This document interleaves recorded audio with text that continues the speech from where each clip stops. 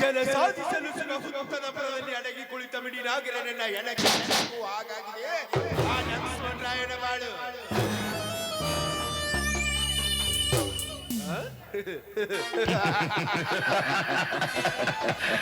ಹತ್ತು ವರ್ಷಗಳ ಹಿಂದೆ ನಾನೊಂದು ಕೊಲೆ ಆರೋಪದ ಪ್ರಯುಕ್ತ ಕೋರ್ಟಿನ ಮೆಟ್ಟಿಲನ್ನು ಹತ್ತಿ ಹೋದೆ. ಆದರೆ ಅಲ್ಲಿ ನ್ಯಾಯಮೂರ್ತಿಯ ಸ್ಥಾನದಲ್ಲಿ ಕುಳಿತುಕೊಂಡಿದ್ದ ಲಕ್ಷ್ಮಣ್ ರಾಯ್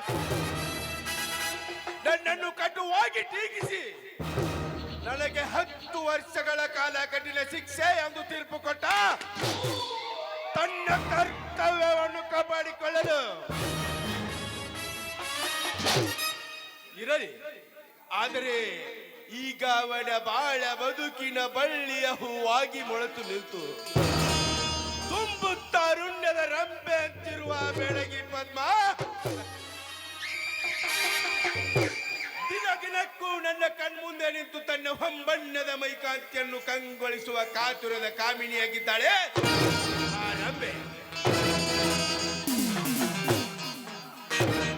ಆ ರುದ್ರ ತಾಂಡವನ ನೃತ್ಯಕ್ಕೆ ಗಿರಿಗಗನವೇ ನಡುಗುವಂತೆ ಈ ಪ್ರತಾಪನ ಕಂಗಣ್ಣಿನ ನೋಟಕ್ಕೆ ಅವಳ ಬಾಳನ್ನೇ ನುಚ್ಚು ನೂರಾಗುವಂತೆ ಮಾಡುತ್ತೇನೆ ನನ್ನ ಕಾಮ ದೃಶ್ಯಲ್ಲಿ.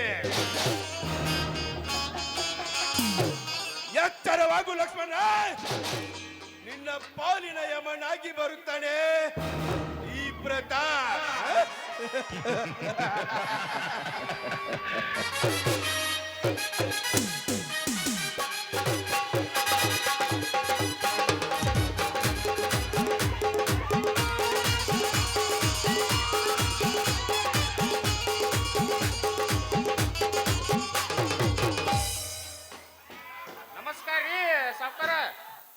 ಆಗಲೇ ಯಾವುದೋ ಪ್ರತಿಜ್ಞೆ ಮಾಡಿ ಹೊಂಟಂಗ ಐತ್ಲ. ಏನು ಸತ್ಯಪ್ಪ, ಇತ್ತಿತ್ಲಾಗ ನಿನ್ನ ಭೇಟಿನಿ ಅಪರೂಪವಾಗಿ ಬಿಟ್ಟಿದೆಯಲ್ಲ. ಏನು ನೀನು ಮುನ್ಸಿಪಾಲಿಟಿ ಅಧ್ಯಕ್ಷನಾದ ಮಾತ್ರಕ್ಕೆ ಇಷ್ಟು ಬೇಗನೆ ಮರೆಯಬೇಕೇ ನಮ್ಮನ್ನ? ಚೇ ಎಂತ ಮಾತ್ರಿ ಶಿವ. ಅಲ್ರಿ ಇಂಥ ಮಾತು ಅನ್ಬೇಕ್ರಿ ನನಗೆ ನೀವು? ಅಲ್ರಿ ನಾ ಕಾದಿ ಬಟ್ಟಿ ಹಾಕೊಳಕ್ ಕಾರಣೂ ನೀವು ಅದಿರಿ, ನಾ ಮುನ್ಸಿಪಾಲಿಟಿ ಇಲೆಕ್ಷನ್ಗೆ ತಾರಿಸಿ ಬರಕ್ ಕಾರಣೂ ನೀವು ಅದಿರಿ. ಕರೆ ಹೇಳ್ಬೇಕಂದ್ರೆ ಹೇಗೋ ಸ್ಥಾನ ಸಿಕ್ಕಿದೆ, ಭದ್ರಪಡಿಸಿಕೋ. ಅಲ್ರಿ ಶಿವ, ಅಧಿಕಾರ ನಾಮಪ್ಪ. ಈ ನನ್ನ ಮೈಂಡ್ ಅನ್ನ ಅರ್ಥ ಮಾಡಿಕೊಳ್ಳಲಿಕ್ಕೆ ಮಹಾ ಮಂತ್ರಿಗಳೇ ಬಂದು ನನ್ನ ಹತ್ರ ಸಲಹೆ ಪಡೆದುಕೊಂಡು ಹೋಗ್ತಾರೆ. ಹಾ, ಅದಿರ್ಲಿ, ನಿನ್ನ ಮಗಳು ವಾಸಂತಿಯ ವಿಷಯ ಎಲ್ಲಿಗೆ ಬಂದಿದೆ? ಹಾ, ಆ ವಿಷಯನ ಹೇಳಾಕತ್ ಬಂದಿದ್ದೀನ್ರಿ. ಉಕ್ಕಳಿ ಗದ್ದಲ್ದಾಗ ಮರ್ತ ಬಿಟ್ಟನ್ರಿ.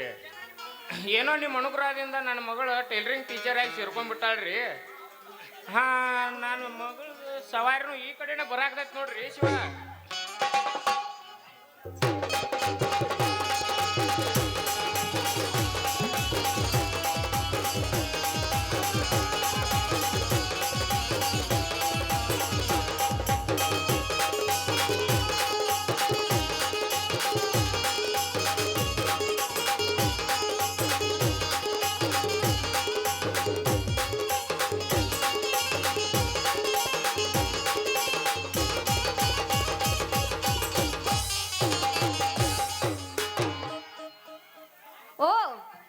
ನೀವು ಇಲ್ಲೇ ಇದ್ದೀರಲ್ಲ.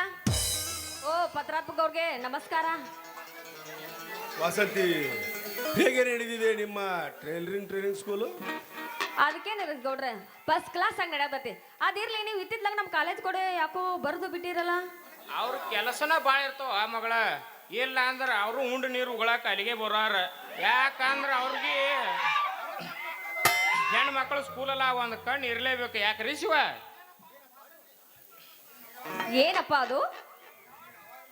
ಅಲ್ಲ, ನೀ ಯಾವಾಗಲೂ ಬರ ಅವ್ರ ಬಗ್ಗೆ ಒಂದೊಂದು ತರ ಮಾತಾಡಕತ್ತಿರಲ್ಲ. ಅದು ಹೋಗ್ಲೇಪ್ಪ, ದೊಡ್ಡ ಸಂಸ್ಥೆ ನಡೆಸ್ತಾರ ಮಾಲಕರ ಅಂದ್ರೆ ಅವ್ರ ದೇವ್ರ ಸಮ ಇದ್ದ ಹಾಗೆ. ನೋಡು ವಸಂತಿ, ನಿನ್ನಷ್ಟು ತಿಳುವಳಿಕೆ ಈ ನಿಮ್ಮ ಅಪ್ಪನಿಗಿದ್ದಿದ್ರೆ ಇಷ್ಟೊತ್ತಿಗೆ ಯಾವುದಾದರೊಂದು ಮಂತ್ರಿ ಆಗಿ ಬಿಡುತ್ತಿದ್ದ.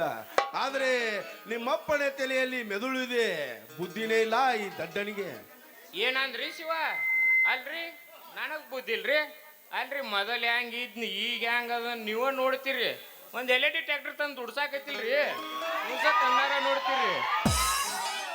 ಸತ್ಯಪ್ಪ, ಇನ್ನೂ ನೀನು ನನ್ನಿಂದ ಅಂತಹ ಮಹತ್ವದ ಕೆಲಸ ಪಡೆದಿಲ್ಲ. ಯೋಚನೆ ಮಾಡಬೇಡ.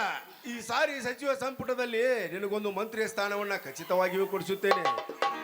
ನೀನು ಮಂತ್ರಿ ಆದ ಮೇಲೆ ನೋಡು ನನ್ನ ಕಾರ್ಯಸ್ಥಾನ.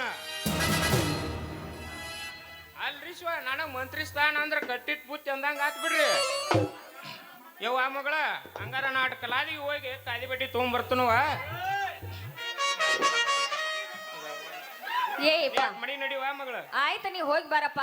ಅಲ್ಲ ನಿನ್ನ ತಲೆ ಒಳಗ ಒಮ್ಮೆ ಏನು ಹುಚ್ಚ ಹಿಡ್ಕೋತದಲ್ಲ, ಅದ ನಿನ್ನ ತಲೆ ಯಾಕೆ ಹೊರತೈತಿ, ಬರೀ ಅದ್ರ ಬಗ್ಗೆನೇ ಯೋಚನೆ ಮಾಡ್ತಿ. ನೀ ಆಯ್ತು ಮನೆಗೆ ಹೋಗಿ ಬಾರಪ್ಪ. ಏಯಪ್ಪ ಬಾ ಇಲ್ಲಿ.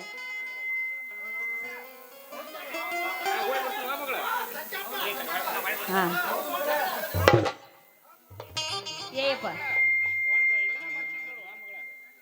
ಅದಾನಪ್ಪ ನಿಲ್ಲ ಅಂದೆ. ಅಲ್ಲ ಮೊದಲು ಇಂತ ನಿನ್ನ ಮನೆದ ಬಯಕೇನು ನೋಡು. ನಾನು ನಿನಗೆ ಟೈಲರಿಂಗ್ ಟ್ರೈನಿಂಗ್ ಸ್ಕೂಲಲ್ಲಿ ಕೆಲಸ ಕೊಡಿಸಿದ್ದು ನಿನ್ನಲ್ಲಿರುವ ವಿದ್ಯೆ ಬುದ್ಧಿ ಒಳ್ಳೆ ನಡತೆಗಳನ್ನು ನೋಡಿ. ನಿನ್ನಲ್ಲಿರುವ ಒಣಪು ಯಾರಗಳಿಗೆ ಮನಸೋತು ನಾನು ನಿನಗೆ ಈ ಕೆಲಸ ಕೊಡಿಸಿದ್ದೇನೆ. ಮತ್ತಿನ್ಯಾವುದಕ್ಕೂ ಅಲ್ಲ, ತಿಳಿತೇ ಡಾರ್ಲಿಂಗ್? ಅಲ್ಲ ಈ ಪ್ರತಾಪನ ಕಣ್ಣು ನನ್ನ ಮೇಲೆ ಬಿದ್ದಾಗಾಯ್ತು. ಅಲ್ಲ ಈ ಶ್ರೀಮಂತರು, ಹಣ ಇದ್ದ ಶ್ರೀಮಂತರು ನಮ್ಮಂತ ಹುಡುಗರು ತಮ್ಮ ಕೈಗೆ ವಶ ಆಗ್ಬೇಕಂತ ಯಾಕೆ ಬಯಸ್ತಾರೋ ಏನೋ ಗೊತ್ತಿಲ್ಲ. ಆದ್ರೆ ಇವನು ಕಣ್ಣು ಮಾತ್ರ ನನ್ನ ಮೇಲೆ ಬಿತ್ತು. ಅದಿರ್ಲಿ, ಇವ ಕೇವಲ ಒಂದು ಕೆಲಸ ಕೊಡಿಸಿದ್ದಕ್ಕೆ ನಾನೇ ಇವಳು ಹೊಸ ಆಗ್ಬೇಕಂತ ಆಸೆ ಪಡ್ತಾ ಇದ್ದಾನೆ. ಇರ್ಲಿ, ಇವ್ ಹೀಗೆ ಆದ್ರೆ ಸುಮ್ಮನೆ ಬಿಡಲ್ಲ. ಇವಾಗ ಹೇಗಾರೆ ಒಂದು ಪ್ರೇಮದ ನಾಟಕ ಆಡಿ ಇವನ ಬಲೆಯಿಂದ ನಾ ತಪ್ಪಿಸ್ಕೊಳ್ಳೇಬೇಕು. ಮತ್ತೇಕೆ ಮೌನವಾಗಿ ನಿಂತು ಬಿಟ್ಟೆ ವಸಂತಿ? ನೀನು ನನ್ನ ಒಳಗಲು ಒಪ್ಪಿದರೆ ನನ್ನ ಸಿರಿತನದ ಅರಮನೆಯಲ್ಲಿ ಅರಗಿಣಿಯಾಗಿ ಹಾರಾಡಬಹುದು.